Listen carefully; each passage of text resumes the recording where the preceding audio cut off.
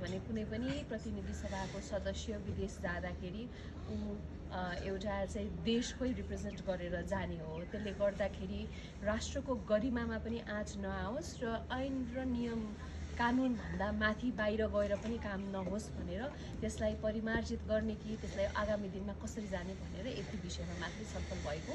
अब हामी सबै सचेतकहरूले आफ्नो दलमा सल्लाह गरेर फेरि अर्को पटकको बैठकमा बस्ने कुरा भयो। यसमा चाहिँ परराष्ट्रका सचिवज्यूहरूले पनि यसको चाहिँ कानुनी प्रावधानहरू बारेमा हामीलाई बताउनु भएको छ। अब त्यसैको आधारमा फेरि अर्को बैठक बस्नेछ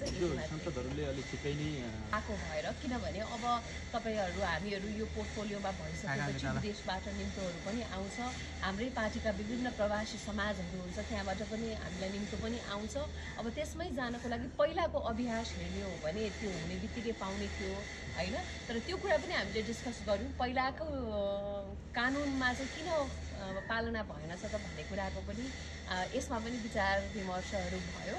अब केही मान्यज्यूहरूको आएको भएर यसलाई चाहिँ अब बहसमै लगेर यसलाई सहजीकरण गरौँ भन्ने विषयहरूको आवश्यकता पनि हुनसक्छ। हेर्नुहोस्, किनभने कुन कार्यक्रममा जाँदाखेरि नेपालको एमपीलाई विदेशको एमपीसँग इक्विभ्यालेन्ट रूपमा हामीले सोच्नुपर्छ होइन। अनि एमपीलाई जति सक्दो रिसोर्सफुल र सशक्त बनाउनुपर्छ, किनभने एमपी भनेको देशको रिप्रेजेन्टेसन गरेर जान्छ, उसले देशको गरिमा पनि लिएर जान्छ कि सँगै होइन। त्यो कुराहरू संवेदनशील छन्। तर हामी यो कुराहरू पनि संवेदनशील हुनुपर्छ कि पहिला विगतमा चाहिँ पासपोर्टका दुरुपयोग पनि भएका छन्, त्यो पनि नहोस् भनेर नै अहिले सबैभन्दा इम्पोर्टेन्ट त कानुन हो।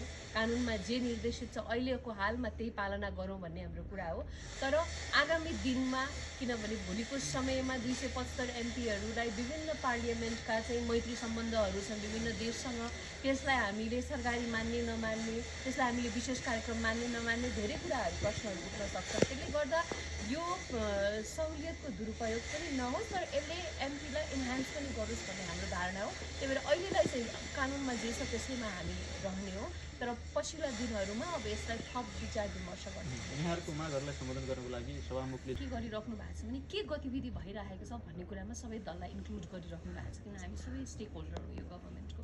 त्यसले गर्दा उहाँको यो कुरा चाहिँ मलाई अत्यन्त सराहनीय लागेको छ। त्यो राम्रो पनि हो, किनभने हामीले पनि थाहा पाइराखेको छौँ कि गभर्मेन्टमा के भइरहेछ, के विषयहरू उत्थान भइरहेछ भनेर एज अ स्टेक होल्डर हामीले यो कुराहरूमा कन्ट्रिब्युट पनि गर्न पाइराखेको छौँ होइन। त्यही भएर यो उहाँको एप्रोच चाहिँ ठिक छ। धन्यवाद।